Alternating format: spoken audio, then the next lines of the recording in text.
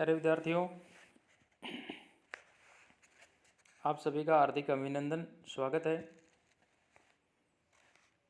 आज हम BA part 3 में जिन विद्यार्थियों की संस्कृत विषय है उनके लिए द्वितीय प्रश्न पत्र के अंदर श्रीमद् भगवत गीता जो है उसका 39वां जो पद्य है उसका हम अध्ययन करेंगे। और इस पद्य के अंदर जो है भगवान श्री कृष्ण जो है वो अर्जुन को समझाते हुए कह रहे हैं कि कर्म बंधनों को काटने में हेतु जो कर्म योग विषयक बुद्धि जो है वो किस प्रकार की होती है, तो उस बुद्धि का वर्णन करने की वो प्रस्तावना जो है यहाँ बांधते हैं, प्रस्तावना रखते हैं। जैसा कि आप सभी को मालूम है कि पहले ई कंटेंट्स जो होते हैं उनको भेज दिया जाता है, तो आप उनको पढ़ते हैं और इसके पश्चात ये जो वीडियो आप लोगों तक पहुंचाए जा रहे हैं, इन वीडियो को आप जो है सुनते होंगे, ऐसी मैं आशा करता हूं। 39वां पद्य इसका मैं वाचन कर रहा हूं। एषा ते अभिहिता सांख्ये बुद्धिर्योगे त्वम इमाम शृणु बुद्ध्या युक्तो यया पार्थे कर्म बंधम प्रहास्यसि। यहाँ कर्म बंधन जो है उनको काटने में जो कर्म योग विषयक जो बुद्धि है उस बुद्धि का वर्णन करने की प्रस्तावना यहाँ कही जा रही है। ऐसा बुद्धि ही ते सांख्ये अभिहिता। हे अर्जुन, ये जो बुद्धि है आपको अभी तेरे लिए जो बुद्धि है यह बुद्धि तेरे लिए ज्ञान योग के विषय में जो है वो कही गई थी। अभिहिता मानी कही गई थी, ऐसा मानी यह बुद्धि मानी देते मानी तुम्हारे को, सांख्य मानी ज्ञान, अभिहिता मानी कही गई। ऐसा बुद्धि ही ते सांख्य अभिहिता। हे पार्थे, यह बुद्धि तेरे लिए जो है ज्ञान योग के विषय में जो है कही गई है। तू योगे इमाम शृणु, और अब तू जो है इसको कर्म योग के विषय में जो है सुन। पार्थ अर्थात हे अर्जुन, यया बुद्ध्या युक्त है कर्म बंधम प्रहास्यसि। यानी जिस बुद्धि से युक्त हुआ तू जो है कर्म के बंधन जो है उनको भली भांति जो है त्याग देगा। प्रहास्यसि, अच्छी तरह से जो उनको नाश करेगा, त्याग देगा, अर्थात नष्ट कर डालेगा। अब ये सारा होने के बाद में जो व्याकरणात्मक टिप्पणियां हैं वो आपको याद करनी करनी है। 40वां जो पद्य है यहाँ अब कर्म योग की जो महिमा है उसका प्रारंभ किया जाता है। आपको मालूम होगा कि परीक्षा के अंदर जो है एक बड़ा क्वेश्चन जो है वह आता है। जैसे श्रीमद् भगवत गीता जो है उसका निष्काम कर्म योग जो है वो उसका जो उत्तर है वो यहीं से ही प्रारंभ होता है। तो उस कर्म योग की महिमा जो है उसे कर्म योग की महिमा का वर्णन किया गया और कहा, नेहाभिक्रम नाशोस्ति प्रत्यवायो न विद्यते स्वल्प अस्य धर्मस्य त्रायते महतो भयात्। इह अभिक्रम नाशः न अस्ति प्रत्यवायः न विद्यते अस्य धर्मस्य स्वल्पम अपि महतः भयात् त्रायते। इह अभिक्रम नाशः है, यानी इस निष्काम कर्म योग में जो है अभिक्रम नाशः है, अर्थात जो आरंभ है उस आरंभ का, अर्थात जो बीज है उस बीज का न अस्ति प्रत्यवाय है, नहीं है, अर्थात उल्टा उसका फलरूप दोष भी नहीं है। तो यह अभिक्रम नाश है न अस्ति प्रत्यवाय, यानी इस कर्म योग में आरंभ का अर्थात बीज का जो नाश है नहीं है, और प्रत्यवाय न विद्यते, और उल्टा जो फलरूप दोष है वह भी नहीं है।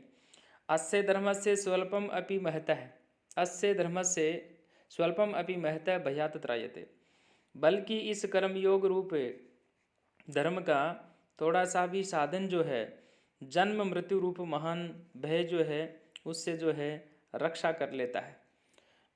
प्यारे विद्यार्थियों, बाई चांस यदि यह पद्य परीक्षा में आ जाए तो आपको इसका अनुवाद लिखने के बाद में, इसकी व्याख्या लिखने के बाद में यहाँ हमारे को जो व्याकरणात्मक टिप्पणियाँ हैं उनको भी हमारे को कोट करना है, लिखना है। फॉर एग्जाम्पल जैसे मान लो यहाँ इसके अंदर जो है नेहा विक्रम नासो अस्ति, तो पहले ही पंक्ति में लास्ट में जो अस्ति आ रहा है यहाँ हम कह सकते हैं कि भाई अस धातु लट लकार का ये रूप है। इसके बाद में इसके आगे न आ रहा है, ये अव्यय हो जाता है। स्वल्पम अपि अस्य, यहाँ आप चाहें तो संधि जो है वो बता सकते हैं, यण संधि है, धर्म से षष्ठी आ गई यहाँ पे। महतो भयात है, त्रायते महतो भयात है। यहाँ जो इसमें जो व्याकरणात्मक टिप्पणियाँ जो आ रही हैं, जैसे त्रायते आया, तेरे रक्षा करना जो है उसके अंदर, उस अर्थ के अंदर प्रयुक्त हो रही है। लटलकार का ये रूप है।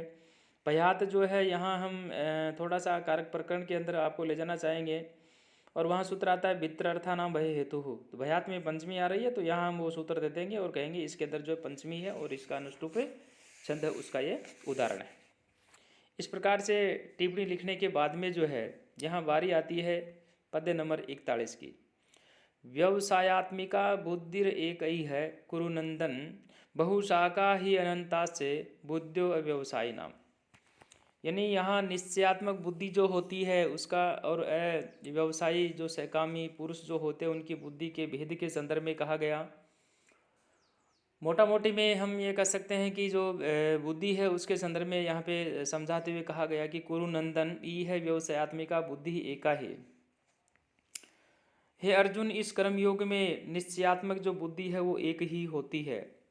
अव्यवसायी नाम बुद्धि है बहुशाखा अनंता, किंतु अस्थिर विचार वाले विवेकहीन सहकामी जो मनुष्य हुआ करते हैं उनकी जो बुद्धियां हैं वो निश्चय ही बहुत भेद वाली होती हैं और उनकी शाखाएं जो हैं वो अनंत जो है वह होती हैं।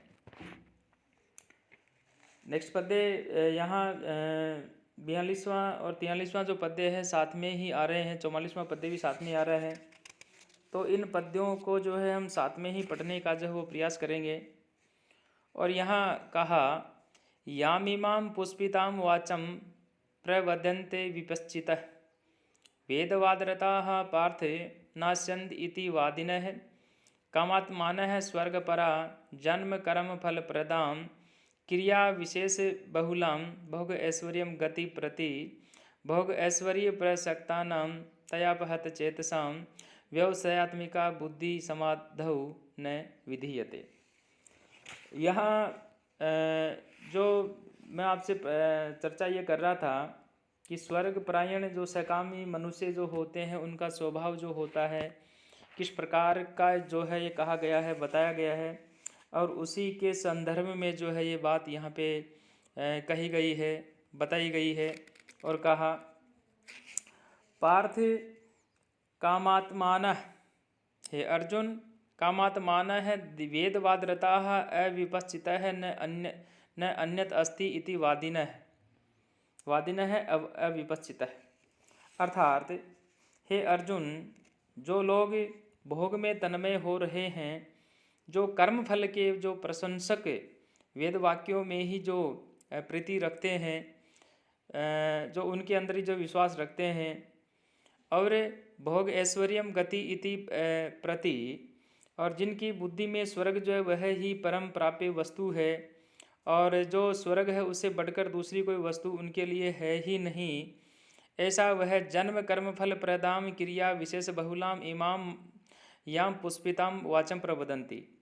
ऐसा कहने वाले वे अविवेकी जन इस प्रकार से जिसे पुष्पित अर्थात जो दिखाऊ वाणी जो होती है या शोभायुक्त वाणी जो होती है उसको कहा करते हैं, और जो कि जो है जन्म कर्म फल प्रदायु हो, यानी जन्म रूप कर्म फल देने वाली एवं भोग और ऐश्वर्य जो है उसके जो है प्राप्ति, भोग ऐश्वर्य प्रसक्ता नाम समाधव व्यवसायत्मिका बुद्धि न विधीयते।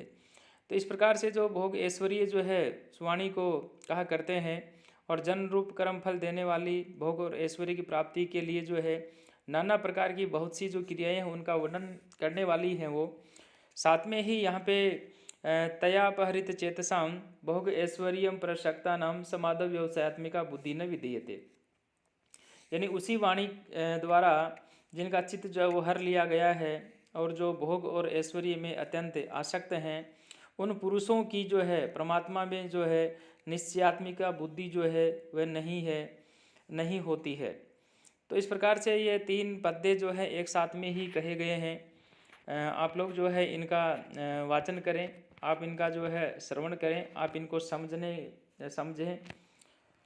अगला पद्य यहाँ पर आ रहा है, त्रैगुण विषया वेदा निस्त्रैगुण्युर्भवार्जुन निर्द्वंद्वो नित्य सत्वस्थो निर्योगक्षेम आत्मान। यहाँ अर्जुन जो है उनको निष्कामी और आत्म संयमी होने के लिए जो है आज्ञा दी जा रही है। और कहा गया, अर्जुन वेदाः त्रैगुण विषयाः निस्त्रैगुणैः निर्द्वंद्वः नित्य सत्वस्थः निर्योगक्षेम आत्मवान भव। अर्थात हे अर्जुन, वेद जो है इस प्रकार से उपयुक्त प्रकार से ये जो त्रैगुण विषयाः यानी तीनों गुणों के जो कार्य रूप हैं, समस्त जो भोग एवं उनके साधनों का जो प्रतिपादन करने वाले हैं, और इसीलिए तो उन भोगों एवं उनके साधनों में जो है आसक्तिहीन होकर के जो है निर्द्वंद्व नित्य सत्वस्थ है, यानी आसक्तिहीन होकर के हर्ष शोक आदि द्वंद्वों से रहित होता हुआ नित्य सत्वस्थ है, यानी नित्य वस्तु परमात्मा में स्थित जो निर्योगक्षेम है आत्मवान भव, यानी जो योगक्षेम है उसको न चाहने वाला और स्वाधीन अंतःकरण वाला हो। प्यारे विद्यार्थियों, ये पद्य भी जो है परीक्षा की दृष्टि से जो है अति महत्वपूर्ण पद्य है। आप लोग जो है इनका अध्ययन करें, श्रवण करें, मनन करें, चिंतन करें, याद करते रहें। साथ साथ में जो है इनकी थोड़ी पढ़ने की जो स्पीड है उसको भी आप बढ़ाते रहें। अगला पद्य आ रहा है, यावानर्थ उदपाने सर्वतः संप्लुतोदके तावान सर्वेषु वेदेषु ब्राह्मणस्य विजानतः। सर्वतः संप्लुतोदके प्राप्ते सति उदपाने यावान अर्थः अस्ति विजानतः ब्राह्मणस्य सर्वेषु वेदेषु तावान। यानी यहाँ ये कहा कि जो ब्रह्मज्ञ जो ब्राह्मण है उनके लिए वेदोक्त जो कर्मफल रूप सुख भोग जो है उसकी अप्रयोजनीयता जो है उसके संदर्भ में कहा। और कहा सर्वतः संप्लुतोदके प्राप्ते सति, यानी सब ओर से परिपूर्ण जो जलाशय है उसके प्राप्त हो जाने पर जो है उदपाने यावान अर्थ है, यानी छोटे जलाशय में मनुष्य का जितना प्रयोजन जो है वह रह जाता है, अर्थ जितना प्रयोजन रह जाता है, वी जानता है ब्राह्मण से सर्वेषु वेदेषु तावान। ठीक उसी प्रकार से ब्रह्म तत्व जो है उसको जानने वाला या ब्रह्म तत्व को पहचानने वाला जो ब्राह्मण है उनका समस्त वेदों में जो है उतना ही उसका जो प्रयोजन है वह रह जाता है। तो प्यारे विद्यार्थियों, आज हम इतने ही पद्य जो है उनका अध्ययन करेंगे। नेक्स्ट जो हमारा वीडियो आएगा उसमें हम जो दोबारा आपको जो है इस दूसरे अध्याय के अंदर जो है जोड़ने का प्रयास करेंगे। आप सभी विद्यार्थी जो हैं इनको बार बार सुने, क्योंकि छोटे छोटे टुकड़ों के अंदर जब वीडियो पहुंचाई जा रही है तो मेरे हिसाब से सुनने में कोई दिक्कत होती नहीं है। 15 मिनट कहीं भी विद्यार्थी निकाल सकता है। तो आप सभी विद्यार्थी जो है रुचि लेकर के इनको सुनेंगे, और साथ में ही जो ई कंटेंट्स जो है उनको भी आप पहले जो है पढ़ते रहें, और पढ़ने के बाद में आप लोग जो है इन वीडियो को सुने। Thank you.